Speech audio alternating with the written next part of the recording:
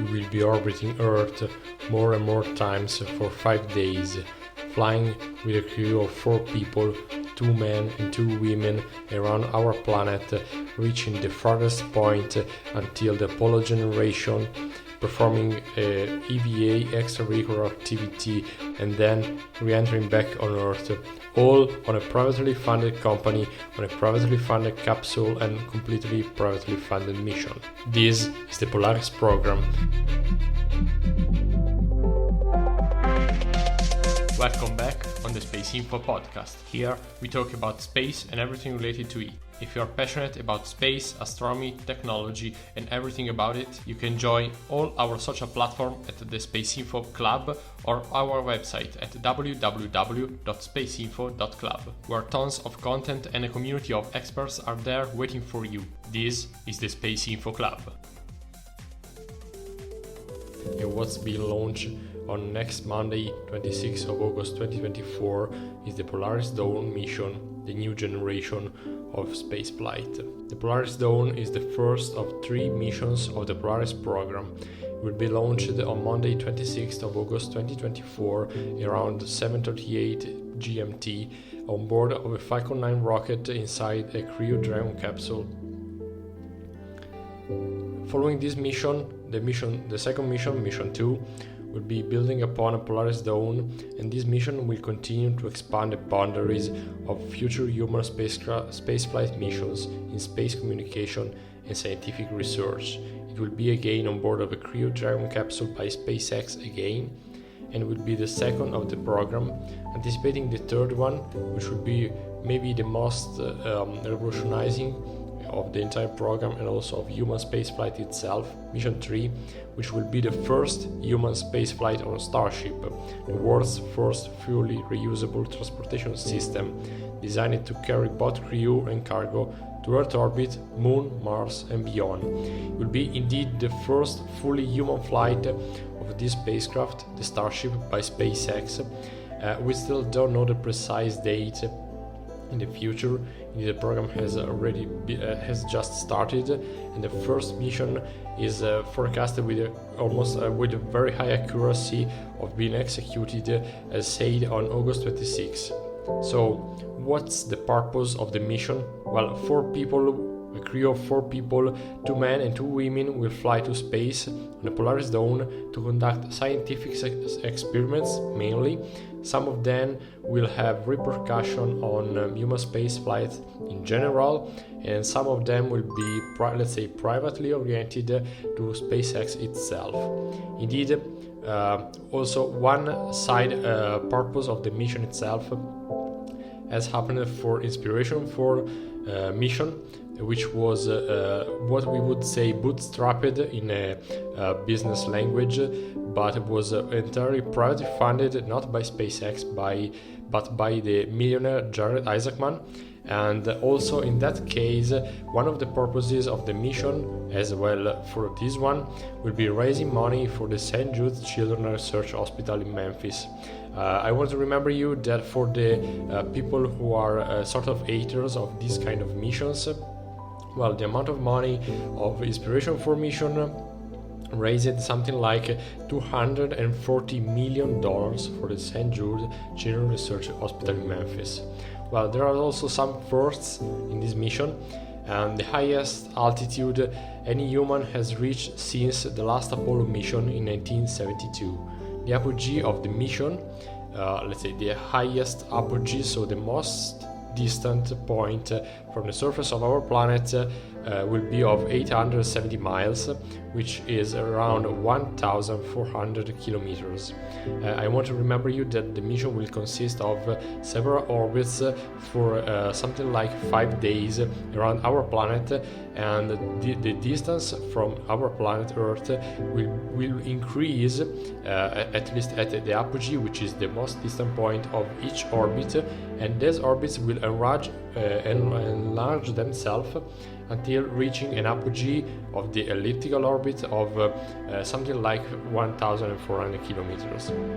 Another first of this mission, maybe the most fascinating one will be the spacewalk by commercial astronauts on board of a Dragon capsule.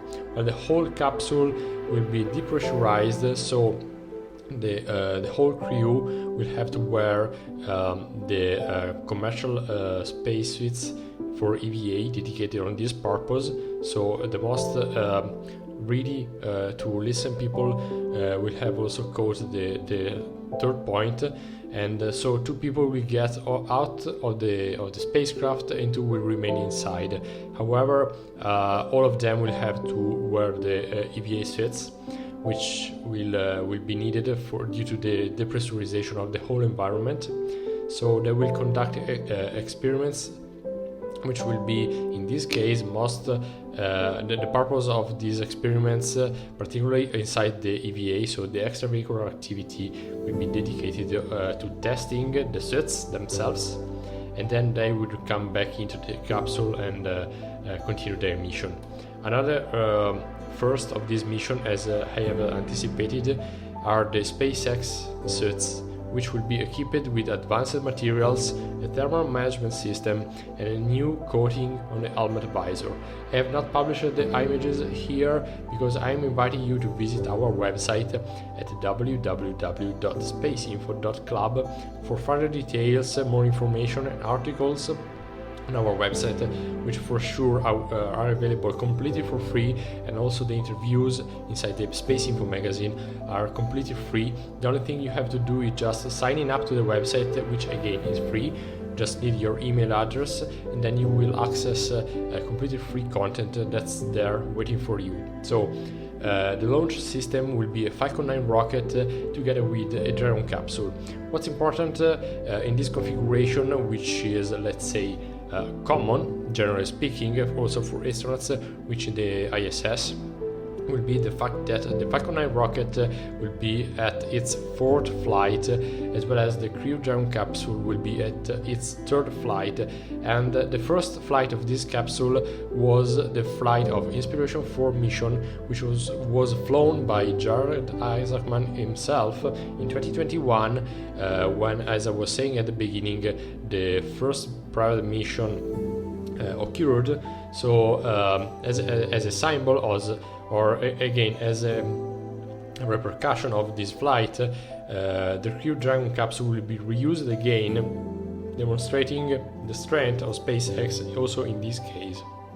So, which will be the mission profile? Well, the overall duration of the mission will be 5 days, from Monday to Saturday of next week, and the Dragon spacecraft will complete several orbits before increasing its maximum altitude and reaching the highest point, the most distant one, to Earth. Then the crew will conduct at, let's say, an intermediate orbit a spacewalk.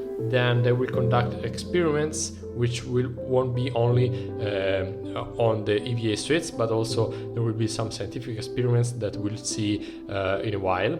And then also they will attempt during the whole mission a Starlink connection. And what's peculiar in this case is the fact that for sure they won't be on Earth, so they will fly sometimes below, but most of the time above the Starlink constellation.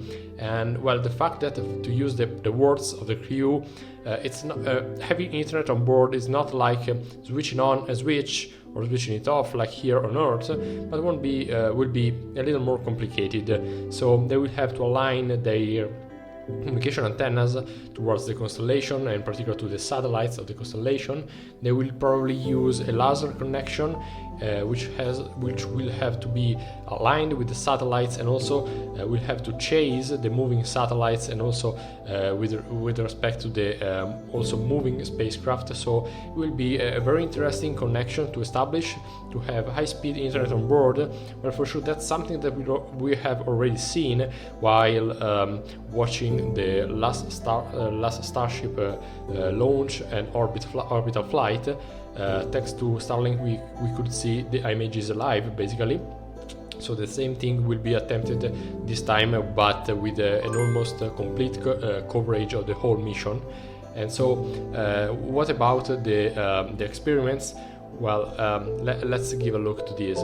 So some experiments apart from the EVA suits testing will be about using ultrasound to monitor, detect and quantify venous gas emboli (VGE), while also gathering data on the radiation environment to better understand how space radiation affects humans' biological system. But this is quite of a particular point, relatively speaking, because as said, this mission will fly at the highest point, most distant one with respect to our planet, from 1972, when the last Apollo mission occurred. So you will understand quite easily that so a radiation-rich environment is something that also on the space station people don't experience, and also astronauts will be exposed to a higher amount of radiation. For sure the mission will be of a shorter duration, so not particular concern about the human beings, but for sure the amount of radiation will be something to be studied, something that will give scientists particularly interesting material to understand how the systems and also how the human body will behave in this particular context. So also something which has not to be undervaluated is the fact that the micrometeoroids and meteorites flying through the atmosphere are usually, apart from the meteorites, but until they are defined as meteoroids, they don't reach Earth's surface thanks to the Earth's atmosphere. So these very small but high-speed bodies are also flying in these let's say mission orbits. So they are not they have different trajectory to the ones expected, for example for the ISS. So they will be clearly, they can be detected, but with a much more limited prediction ability. And also they will have completely different trajectory, for example with respect to the ones we're used to. So there will be maybe a smaller concern due to the probability of hitting the spacecraft, but for sure this probability won't be zero, so nothing has been left to the chance, and this is also something to be considered. So also some other aspects of scientific research will be providing biological samples towards multi-omics analysis for long-term biobank, even though the mission will be of short duration, but thanks to a relatively high radiation environment. So the parameters of, for example, aging of the cells will be quite different in terms of let's say aging and also behavior of the cells itself. So very interesting also from this point of view. Also research related to space flight and also associated neuro-ocular syndrome called SANS, which is something which has been discussed for a long time, also for people flying 400 kilometers above the space, above our planet, which is something defined as a key risk to human health in long duration space flight, and it's particularly important because it has been studied for long, and is one of the main main causes of diseases for astronauts flying on the ISS, and this is something that has been also studied for long, and measuring the intracranial and also intraocular pressure on the human beings is a fundamental parameter to monitor and also to study this disease, and is also something that will be conducted on this mission, and it will be done thanks to eye lens, particular contact lens, which will be worn by people on board, maybe not from the whole crew, but at least a couple of them, we still don't know by whom. And also this will allow the scientists to monitor intraocular pressure, and this is particularly important because of the let's say commonality of this syndrome affecting astronauts flying. So will you watch the launch live? Well, maybe if you're wondering when it will happen, the answer is next Monday, so August 26, 2024, 7:38 a.m. GMT. So let me know if you are watching this video before the launch. Let me know if you will watch the launch live, and if as already occurred, let me know in the comments what were your thoughts while seeing these Falcon 9 rockets skyrocketing into the sky. So this is the crew, and from left to right we have Anna Menon, Poteet, Scott Poteet, Jarek Isaacman, and also Sarah Gillis. So what's let's say important, also particular, even more in this mission, is the fact that the two women on the sides of the photo, so Anna Menon and Sarah Gillis, are two employees of SpaceX, and also they gave a particularly relevant contribution to human space flights in this company. And they have already all flown in space some time ago, so they have been together for almost 3 years now, and they are said to be the ideal crew for this space flight. So is the future here? I don't know, I think so, but let me know what you think in the comments. Thanks for watching.